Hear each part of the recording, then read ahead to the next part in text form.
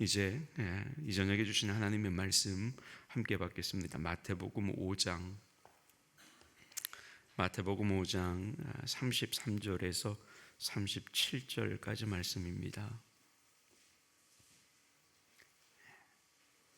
마태복음 5장 33절에서 37절까지 말씀입니다. 제가 가지고 있는 신약 성경은 6조개가 있습니다. 33절에서 37절까지 한 목소리로 함께 받겠습니다.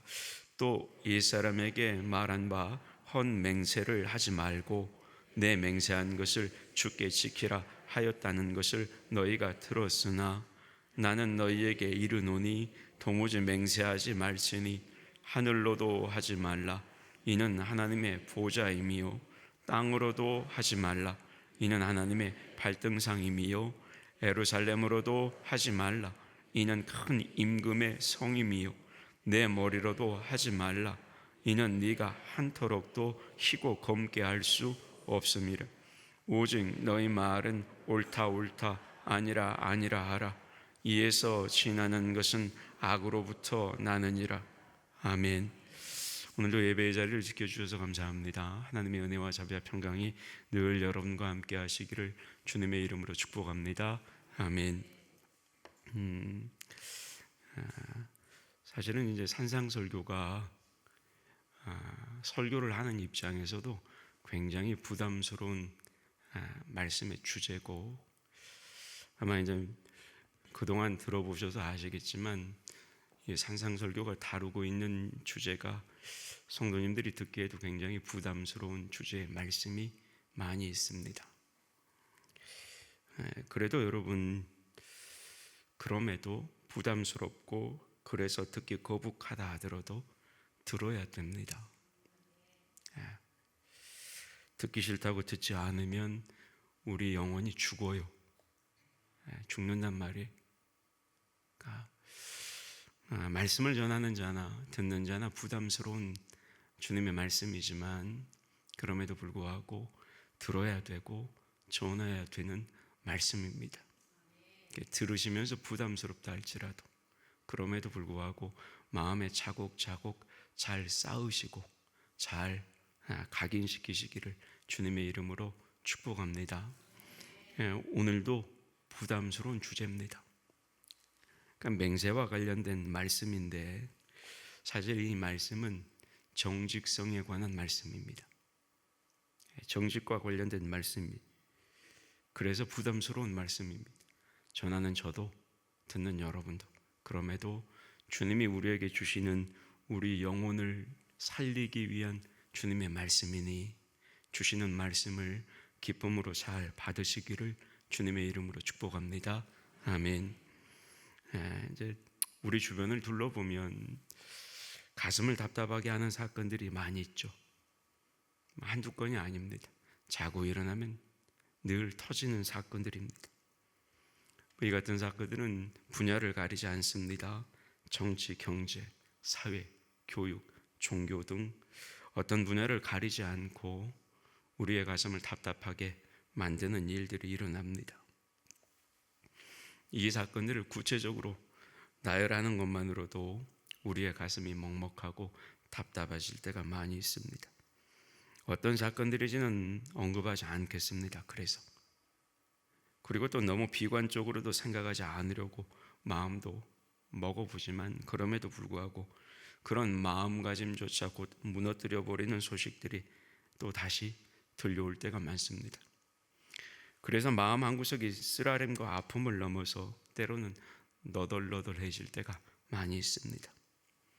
발생한 사건들에 대한 진상규명들, 후속 조치들이 진실되게 그리고 때로는 신속하게 정확하게 이루어지면 그럼에도 조금 위안을 받겠지만 여러분도 미디어를 통해 보다시피 오히려 이루어지는 조치들을 보게 되면 어때요?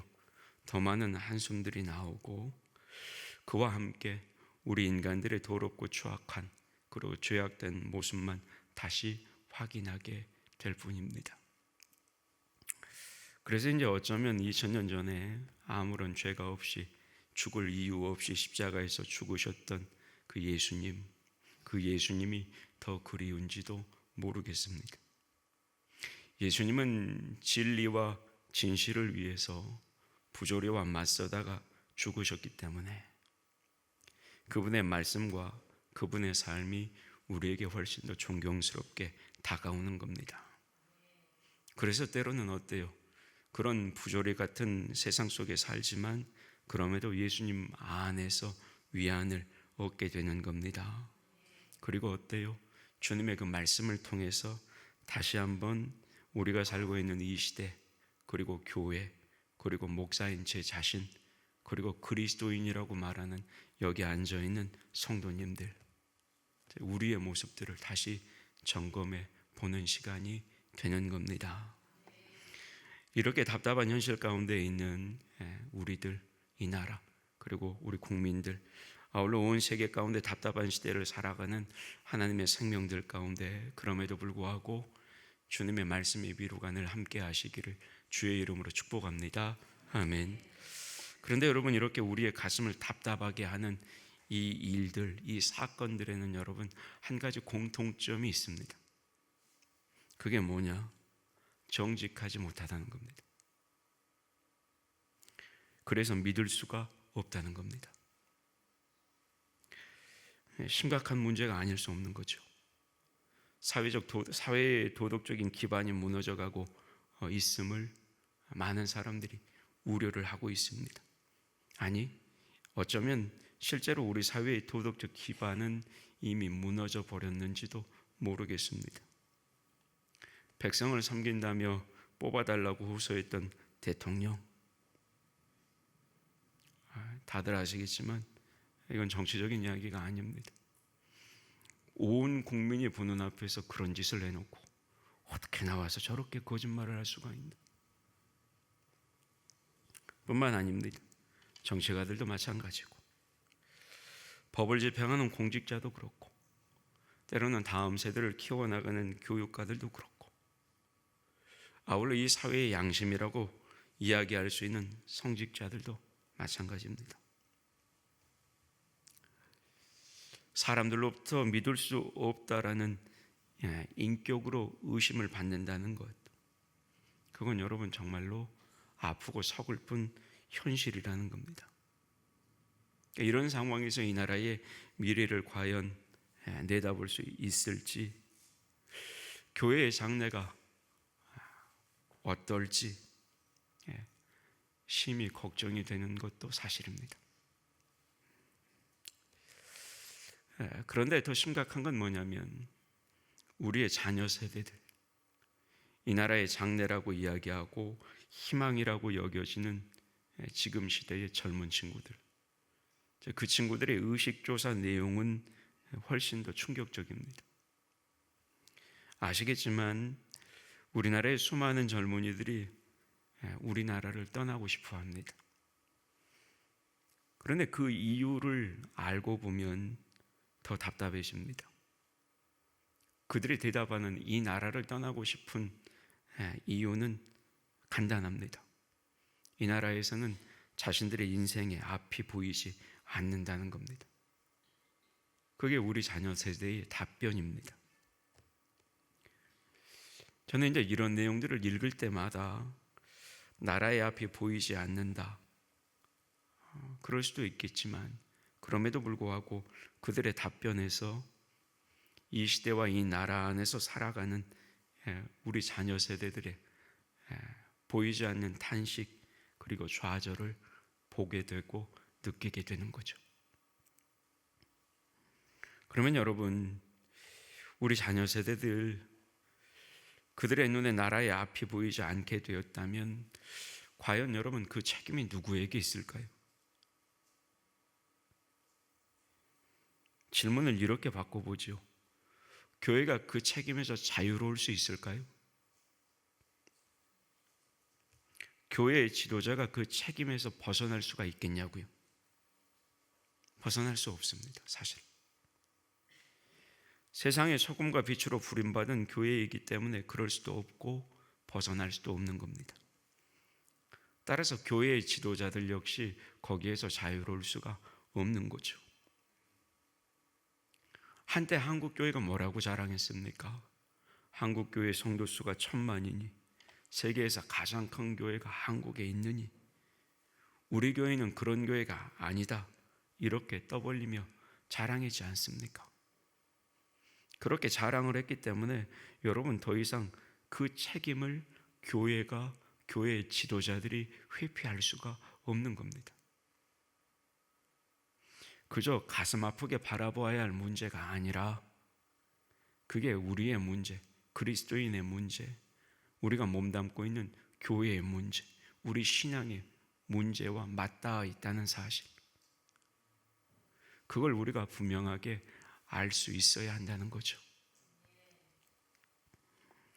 여러분, 언제부터인지 저도 목사입니다만 사람들이 목사를 믿지 않습니다. 여러분들은 그런 조사들을 보셨겠지만 여러분, 목사의 정직도는 스님들보다 못합니다. 방송국의 아나운서보다도 뒤떨어집니다. 한국 교회가 내어놓는 수치나 통계를 믿으려는 사람도 이제는 그렇게 많지 않습니다. 심지어 교인들조차 교회가 내어놓는 통계를 믿지 않습니다. 시대가 그렇게 되었습니다. 세상의 빛이라고 하는 교회와 그 교회를 섬기는 성직자인 목사가 이렇게 어두워서야 여러분 어떻게 나라의 앞날이 보이겠습니까? 어떻게 이 나라가, 이 사회가 정직해지고 투명해지리라 기대할 수가 있겠습니까? 그렇지 않죠. 요즘은 어디 가서 목사라고 말씀드리기가 죄송할 때가 많아요. 죽음이라도 있으면 숨고 싶은 심정도 많이 느낍니다. 다니다 보면. 특히 탄핵 때는 더 그랬어요. 또 여기저기서 목사라는 사람들이 뉴스만 틀면 나와요. 부끄러워 죽겠어요.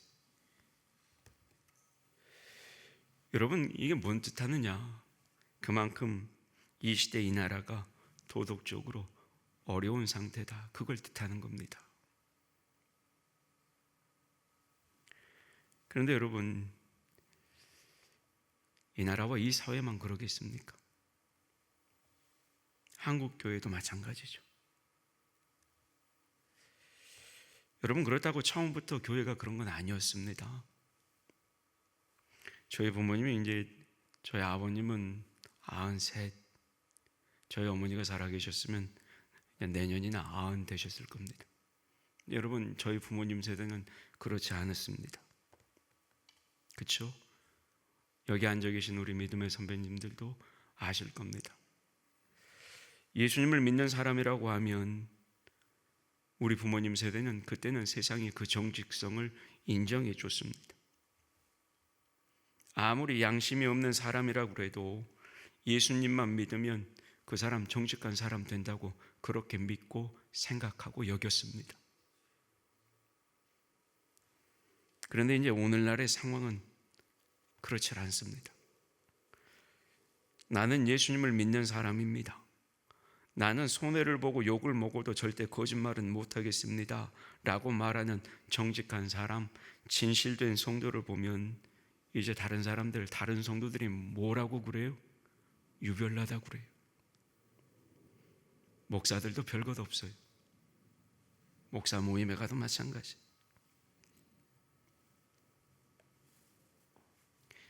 그런 사람이 정말 있는가 하고 주변 사람들이 놀라기도 합니다. 그런 사람들이 있으면 먼저 감동을 받아야 되고 예수를 믿으니까 당연한 거 아닙니까? 그렇게 받아들여져야 하는데 이제는 오히려 같은 교회 안에서도, 그것도 함께 신앙생활하는 성도들 안에서도 그런 사람을 유별난 사람이라고 이야기를 하고 놀랍다는 반응을 보이는 것, 그게 여러분 지금 우리가 신앙생활하는 작금의 교회의 모습이고 이 시대 그리스도인들의 모습이 되어버렸습니다. 여러분, 이게 뭘 뜻할까요? 이게 도대체 뭘 뜻하는 겁니까? 이건 여러분, 이 사회의 빛이라고 하는 교회가 정직하지 못하다는 면에 있어서는 믿지 않는 사람들과는 전혀 다를 바 없다라는 사실을 시사하는 겁니다. 안 믿는 사람들하고 똑같다는 거예요. 불신 정치인들이나 기업가들보다 교회의 지도자 그리고 그리스도인이라고 말하는 성도들이 더 나은 점이 그렇게 별로 없다 이 말이에요. 하나님 앞에서 부끄럽고 두려운 일 아니겠습니까? 따라서 여러분, 하나님의 자녀라, 그리스도인이라, 교회 다니는 사람이라 그렇게 말하는 우리 모두가 정직한 사람으로 다시 태어나지 않으면 어쩌면 하나님께서 한국 교회에서 얼굴을 돌리시고 그 촛대를 옮기실지 모릅니다. 세상 사람들에게 짓밟히는 맛 잃은 소금이 되어버렸다면 이제는 화려한 촛대, 건물만 큰 교회만 덩그러니 서 있는 불꽃 꺼져버린 그런 촛대와 같은 교회, 그 안에는 은혜도 없고 사랑도 없고 양심도 없고 정직함도 없는 그런 교회가 되어버릴 겁니다. 그래서 여러분 어때요? 지금은 자랑할 때도 아니고 안위할 때도 아닙니다. 늘 교회는 위기의식을 가져야 할 때가 여러분 지금이에요.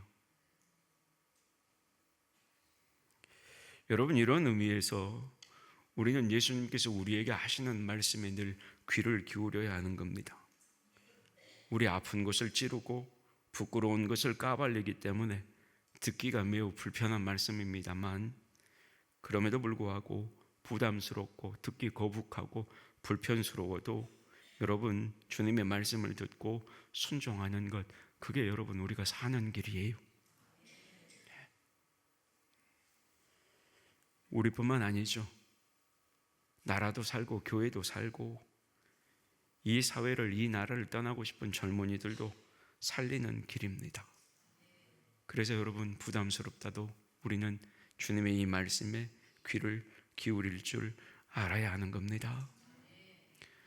여러분, 하나님은 거짓을 미워하시는 분이십니다. 우리는 그렇게 알고 있고 그렇게 믿고 있습니다. 맞습니다. 하나님은 거짓을 미워하십니다. 그래서 하나님은 거짓말하는 자를 멸하신다 이렇게 말씀하셨습니다. 시편 5편 5절과 6절은 이렇게 우리에게 증거합니다. 화면을 보고 같이 보겠습니다. 시편 5편 5절과 6절의 말씀입니다.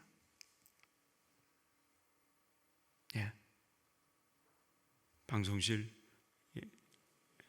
준비되셨습니까? 안 나옵니까? 예. 세 분이 막 저 안에서 이렇게 막 엑셀을 하시네. 제가 읽어드릴게요. 시편 5편 5절과 6절에 이렇게 우리에게 증거합니다.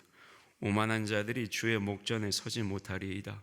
주는 모든 행악자를 미워하시며 거짓말하는 자들을 멸망시키시리이다. 여호와께서는 피 흘리기를 즐기는 자와 속이는 자를 싫어하시나이다. 여러분 이렇게 말씀합니다. 뿐만 아닙니다. 예수님은 요한복음 8장 44절에서 사단은 거짓의 아비요 거짓의 조상이다 이렇게 분명히 말씀하셨습니다. 그러므로 거짓말하는 자는 사탄의 자손이 되는 겁니다. 사탄은 처음부터 마지막까지 거짓말을 마치 자기가 가장 잘 쓰는 무기인 양 사용한다 이렇게 예수님은 가르쳐 주셨습니다. 그러니까 여러분 이런 의미에서 거짓말하는 자를 하나님이 사랑하실 수가 없는 겁니다. 미워하실 수밖에 없는 겁니다. 그런데 여러분 하나님을 아버지라고 부르는 우리가 어떻게 거짓말을 할 수 있겠습니까? 하나님이 거짓을 싫어하시는데. 따라서 그렇게 되면 우리는 하나님의 사랑을 받을 수도 없고 하나님을 아버지라고 부를 수도 사실은 없는 겁니다. 여러분 오늘 본문 말씀의 배경이 되는 당시 유대 사회는 거짓이 난무했던 세상이었습니다. 성전에서 거룩하게 제사를 지낼 때는 대단히 정직하고 거룩한 백성인 것처럼 행동했지만 그들이 일단 성전 밖으로 나오기만 하면 지능적으로 그리고 상습적으로 거짓말하는 사람들이었습니다. 그리고 그들이 거짓말을 하기 위해서 상투적으로 사용한 게 뭐였냐면 오늘 본문에서 강조하는 바로 이 맹세라는 거였습니다. 그러면 여러분, 맹세가 나쁜 겁니까? 여러분, 맹세가 나쁜 거예요? 아니요. 맹세 자체는 나쁘지 않아요. 나쁜 게 아니에요. 구약 성경을 보면 중요하고 심각한 문제를 놓고 약속을 할 때 상대방이 과연 그 약속을 잘 지킬지 의심이 간다면 맹세를 해서 서로의 마음을 안심시키라 이렇게 가르치셨습니다. 또 어떤 문제를 놓고 시시비비를 가려야 하는 분쟁이 생길 때에도 맹세를 통해서 그걸 잠재우고 서로 간의 신뢰를 회복하도록 하셨습니다. 그러니까 여러분, 이처럼 맹세는 맹세하는 사람이 정직하고 거짓말하지 않고 꼭 약속을 지킨다는 것, 그것을 하나님의 이름을 걸고 사람들에게 확인시켜주는 좋은 방편이었습니다. 맹세 자체는 나쁜 게 아니에요. 예를 들어 보면 출애굽기 22장 10절 이하의 말씀을 보면 하나님께서 하나의 가상적인 상황을 설정하시고 이 맹세에 대해서 가르쳐 주시는 말씀이 나옵니다. 그 내용이 뭐냐면 이렇습니다. 어떤 사람이 며칠 동안 집을 비우게 돼서 이웃 사람에게 자신의 가축을 부탁을 합니다. 그리고 여행을 떠났는데 이상하게도 그 가축 중 양 몇 마리가 죽어버린 겁니다. 남의 양을 맡았던 이웃집 사람은 자기도 모르는 사이에 양이 죽어버렸으니까 얼마나 답답하겠습니까? 양을 맡긴 주인이 돌아오면 자신의 결백을 어떻게 증명해야 할지 생각만 해도 눈앞이 깜깜해지겠죠. 이런 상황에서 자칫 잘못하면 이웃 간에 큰 싸움이나 분쟁이 생기는 거고, 그러다 보면 어때요? 그동안에 쌓아왔던 좋은 우정이, 좋은 관계가 한순간에 깨질 수도 있는 어렵고 난처한 상황이 되는 겁니다. 이런 경우가 생겼을 때 하나님께서는 다음과 같이 하라고 가르치셨습니다. 어떻게 하느냐?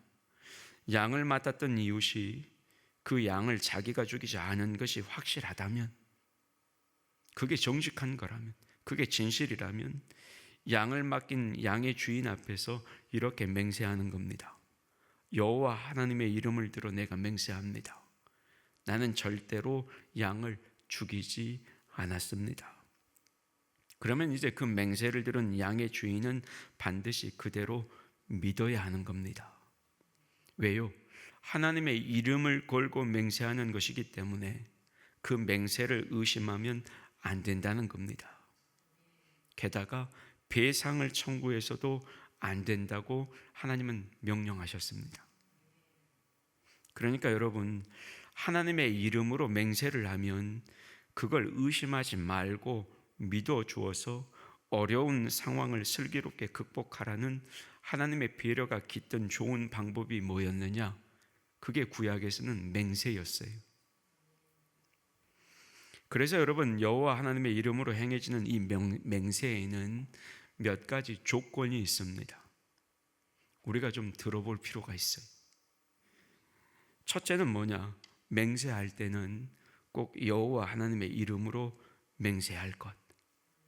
두 번째는 여호와 하나님의 이름으로 맹세할 때는 반드시 그 맹세를 지킬 것.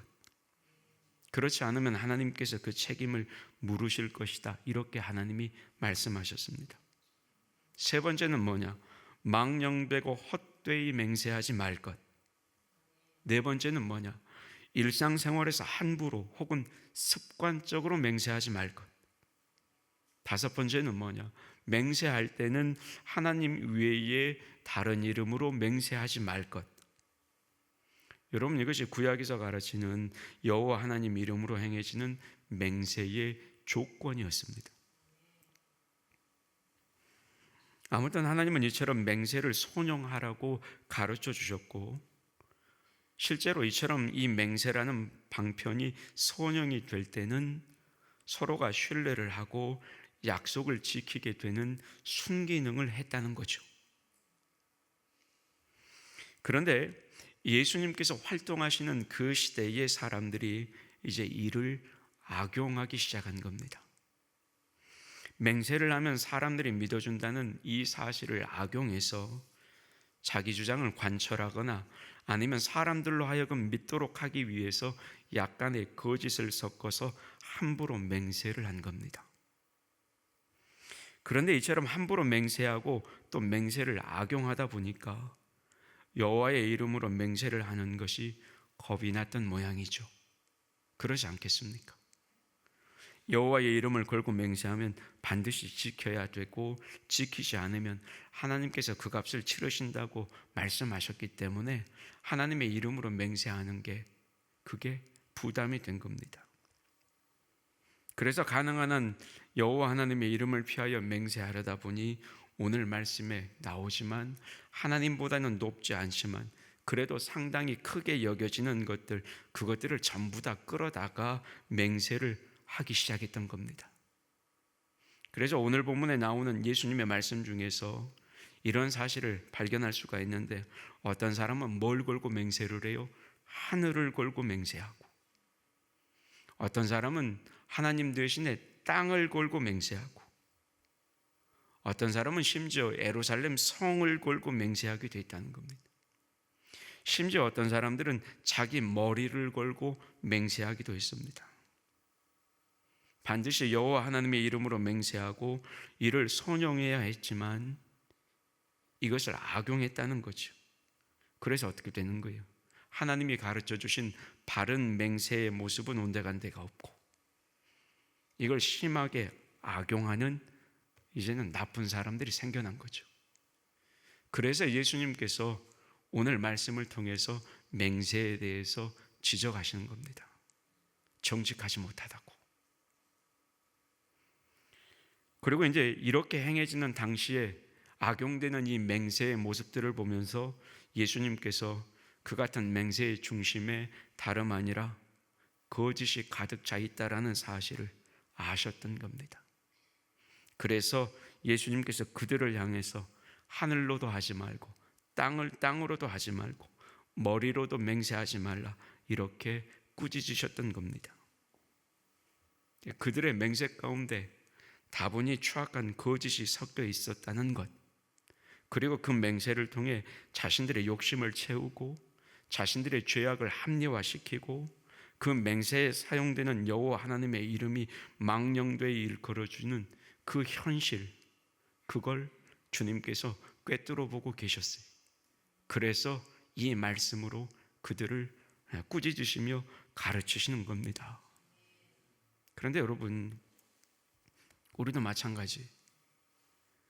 우리는 21세기 최첨단 문명을 자랑하는 세상과 시대를 살고 있어도 지금도 자신을 정직한 사람으로 보이려고 이 맹세와 비슷한 것을 하는 사람들이 어때요? 많지 않습니까?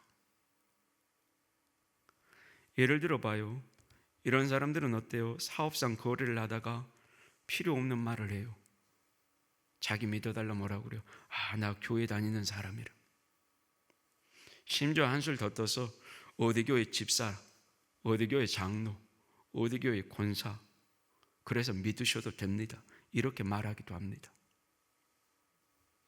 사실 자신이 하나님과 상대 앞에서 정직하면 어때요? 여러분, 이런 말 할 필요가 없죠. 정직하면 이런 말 할 필요 없잖아요.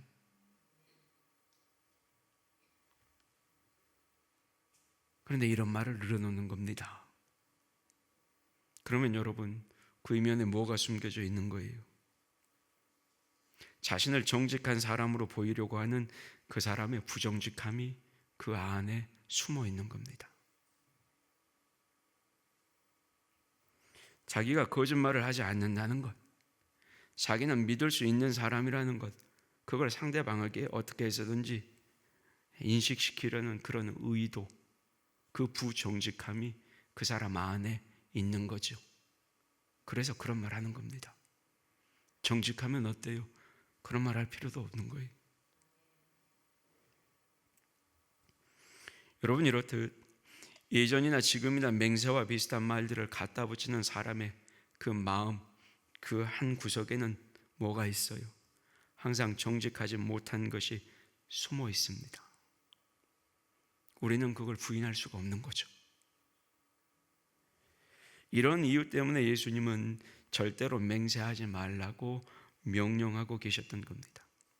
여러분, 오늘 본문 34절부터 36절 말씀 보고 한번 다시 받겠습니다. 시작. 나는 너희에게 이르노니 도무지 맹세하지 말지니 하늘로도 하지 말라. 이는 하나님의 보좌임이요. 땅으로도 하지 말라. 이는 하나님의 발등상임이요. 예루살렘으로도 하지 말라. 이는 큰 임금의 성임이요. 내 머리로도 하지 말라. 이는 네가 한터럭도 희고 검게 할 수 없음이라. 아멘. 여러분, 이게 무슨 말이에요? 네가 어떤 이름을 끌어다가 맹세를 해도 하나님과 상관없이 사용할 수 없다는 겁니다.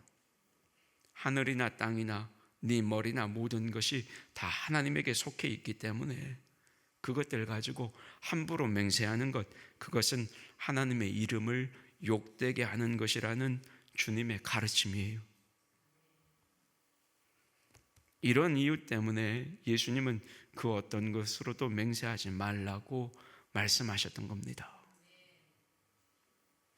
그리고 오늘 보면 37절 말씀에서 예수님은 결론적으로 이렇게 말씀합니다. 여러분, 37절 말씀 같이 보겠습니다. 시작. 오직 너희 말은 옳다 옳다 아니라 아니라 하라. 이에서 지나는 것은 악으로부터 나느니라. 아멘. 여러분, 무슨 뜻이에요?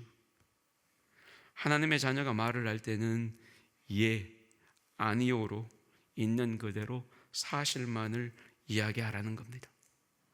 가감 없이 사실만을 말하라는 겁니다. 거기서 첨가하거나 빼는 것, 그거는 그 근본이 잘못됐다는 거예요. 다시 말하면 그 동기가 순수하지 못하다는 겁니다. 그래서 그리스도인들은 투명한 말을 하면서 살아야 한다는 거예요. 그 말이에요. 여러분, 그래서 우리는 주님의 이 말씀에서 뭘 배워야 하느냐? 하나님의 자녀는 정직해야 한다는 걸 배워야 하는 겁니다. 무슨 말이에요? 맹세가 필요 없는 투명한 인격을 갖춘 사람이 그리스도인이 되어야 한다, 이 말이에요. 맹세를 하지 않아도 사람들이 우리의 말을 믿어줄 정도의 삶을 우리 그리스도인들은 살아야 한다는 거예요. 주님이 오늘 말씀을 통해 가르쳐 주는 건 이 말씀입니다. 따라서 여러분, 우리 모두는 예수님께서 하신 이 말씀 앞에 내 자신을 한번 놓아봐야 하는 거예요. 그러면서 물어야 돼요. 나는 얼마나 정직한가? 여러분, 이 문제에 대해서 미국의 유명한 기독교 베스트셀러 작가이자 오크힐스 교회 목사인 맥스 루케이도라는 사람이 있습니다. 이 목사님이 이런 재미있는 말을 했습니다. 한번 들어보세요. 100%, 1000% 공감 가는 이야기입니다.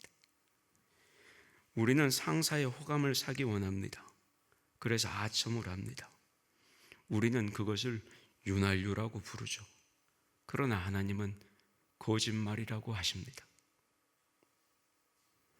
우리는 사람들의 칭찬을 얻기를 원합니다. 그래서 과장을 합니다. 우리는 그것을 극적 효과라고 부릅니다. 그러나 하나님은 거짓말이라고 하십니다. 우리는 사람들의 존경을 받기를 원합니다.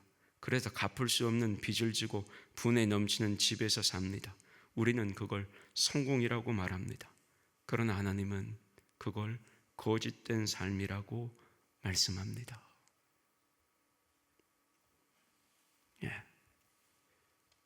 여러분, 이게 공감이 가셔야 그리스도인이에요.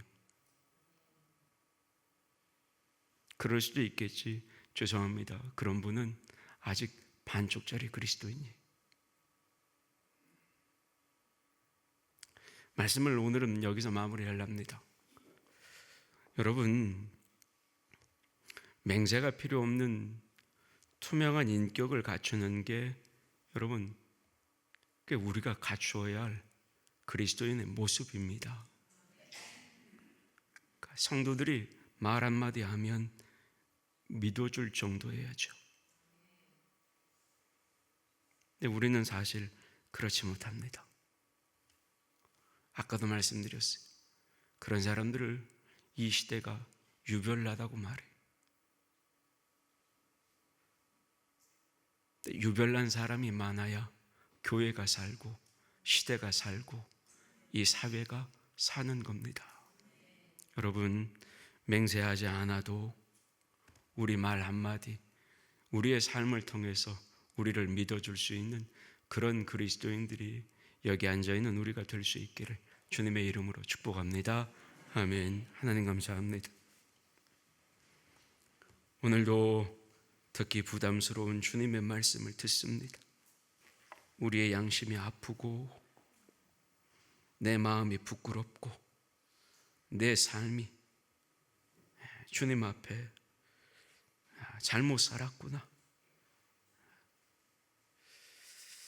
주님 말씀을 통해 우리에게 이 마음 주셔서 감사합니다. 하나님, 주신 말씀 기억하며 말씀 따라 맹세하지 않아도 누군가 우리의 말을 믿어줄 수 있는 그런 정직한 그리스도인들이 우리 나주교회 성도들이 되게 하여 주시옵소서. 그런 예수쟁이가, 그런 예수 믿는 사람들이 우리 이 나라의 그리스도인들이 되게 하여 주시옵소서. 예수님의 이름으로 기도하옵나이다. 아멘.